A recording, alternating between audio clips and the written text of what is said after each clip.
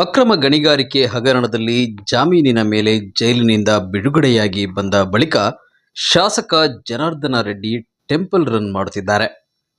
ಶಾಸಕ ಗಾಲಿ ಜನಾರ್ದನ ರೆಡ್ಡಿ ಇತ್ತೀಚೆಗಷ್ಟೇ ದಕ್ಷಿಣ ಕನ್ನಡ ಜಿಲ್ಲೆಯ ಪ್ರಸಿದ್ಧ ಕಟೀಲು ದುರ್ಗಾಪರಮೇಶ್ವರಿ ದೇವಸ್ಥಾನಕ್ಕೆ ಭೇಟಿ ನೀಡಿ ದೇವಿಯ ದರ್ಶನ ಪಡೆದಿದ್ದಾರೆ.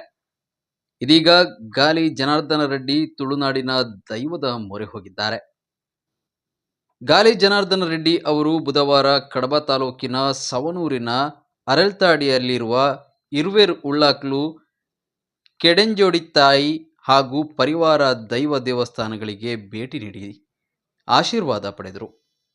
ಶಾಸಕ ಜನಾರ್ದನ ರೆಡ್ಡಿ ಅವರು ಮೇ 13ರಂದು ಕೆಡೆಂಜೋಡಿ ತಾಯಿ ದೇವಸ್ಥಾನದ ಬ್ರಹ್ಮಕಲಶೋತ್ಸವದಲ್ಲಿ ಭಾಗವಹಿಸಬೇಕಿತ್ತು.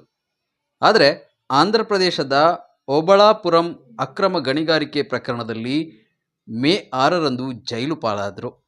ಹೀಗಾಗಿ ಕೆಡೆಂಜೋಡಿ ತಾಯಿ ದೇವಸ್ಥಾನದ ಬ್ರಹ್ಮಕಲಶೋತ್ಸವದಲ್ಲಿ ಭಾಗವಹಿಸಲು ಸಾಧ್ಯವಾಗಲಿಲ್ಲ. ಮೇ 13ರಂದು ನಡೆದ ಕೆಡೆಂಜೋಡಿ ತಾಯಿ ದೇವಸ್ಥಾನದ ಬ್ರಹ್ಮಕಲಶೋತ್ಸವ ಸಮಾರಂಭದಲ್ಲಿ ಜನಾರ್ದನ ರೆಡ್ಡಿ ಆಪ್ತರು ದೈವದ ಬಳಿ ಜನಾರ್ದನ ರೆಡ್ಡಿ ಜೈಲಿನಿಂದ ಬಿಡುಗಡೆಯಾಗುವಂತೆ ಮೊರೆ ಇಟ್ಟರು.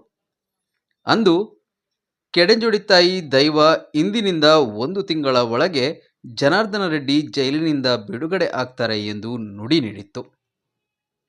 ದೈವದ ನುಡಿಯಂತೆ ಶಾಸಕ ಜನಾರ್ದನ ರೆಡ್ಡಿ ಅವರಿಗೆ ಜೂನ್ 11ರಂದು ಜಾಮೀನು ನೀಡಲಾಯಿತು. ಹಾಗಾಗಿ ಜನಾರ್ದನ ರೆಡ್ಡಿ ಇಂದು ಸವಣೂರಿನ ಇರುವೇರ್ ಉಳ್ಳಾಕ್ಲು ಮತ್ತು ಕೆಡೆಂಜೋಡಿ ತಾಯಿ ಅರಳ್ತಾಡಿ ದೇವಸ್ಥಾನಕ್ಕೆ ತೆರಳಿ ತಂಬಿಲ ಸೇವೆ ನೀಡಿದರು.